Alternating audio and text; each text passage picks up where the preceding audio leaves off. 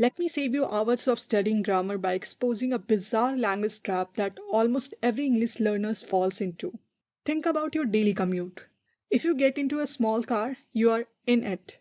But the exact second you step inside a city bus, you are suddenly on it. Why? They are both enclosed metal boxes on wheels. There is a hidden psychological reason why English language forces you to switch between in, on, and at.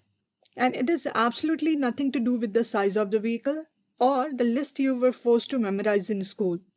In the next 5 minutes, I am going to give you the exact mental map that solves this mystery forever. There's a massive structural loophole in English that nobody is talking about. A subconscious pattern that native speakers use to choose the right words instantly without thinking about grammar for a single second. Once you see this pattern, you can never unsee it. So let's look at what the traditional schools are intensely keeping from you. Let's look at that vehicle mystery first. Why are you in a car but on a bus? Here is a golden rule, and it's so simple. Can you stand up and walk inside the vehicle? Think about a bus, a train, or an airplane. When you get on a bus, you walk down the aisle to find your seat, right? Because you can physically walk across the floor. You are on the bus, on a train, or on an airplane. Now look at a car or a taxi. Can you stand up and walk around inside your car? No, of course not. You open the door, crunch down, and sit inside a small space. Because it's a tight enclosed space where you cannot walk, you are in a car or in a taxi. One simple question completely solves the mystery.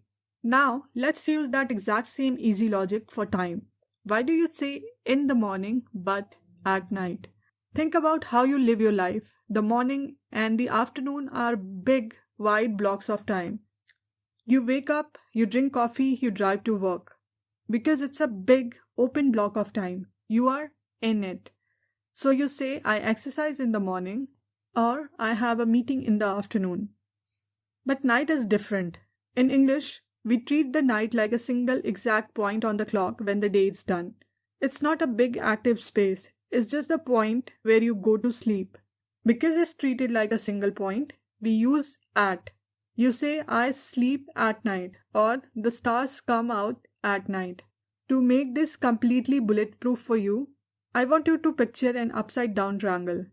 At the very top, the triangle is huge. This is in. We use in for big things, big times like years and months. In 2026, in July, in the winter, and big places like cities and countries, in London, in Spain. In the middle, the triangle gets smaller. This is on. We use on for specific dates and flat surfaces. For times, think of calendar day, on Monday, on Friday, on my birthday. For places, think of flat surfaces, on the table, on the wall, or on my computer screen. At the bottom, the triangle shrinks to a sharp point. This is at. We use at for exact coordinates, an exact time, at 5 p.m., at lunchtime, or an exact spot on a map, at the front door, at the bus stop, at Starbucks. Now look at how this triangle perfectly explains our last mystery. Why do we say in the morning but on Monday morning? Look at this triangle. Look at the triangle again. The morning is a big block, so it uses in at the top. But Monday is a specific day, which uses on in the middle.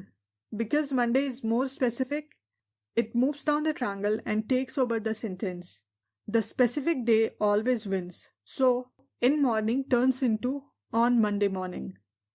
This is how you save hours of endless studying and stop overthinking every single time you try to speak. For now, just remember this easy mental map. In. In is for big boxes like years and cities. On is for flat surfaces and specific days like streets, screens, and Mondays. And at is a laser pointer for exact time and exact spot. If this makes sense to you, please give this video a like so I know it helped. Thanks for watching and I'll see you in the next lesson.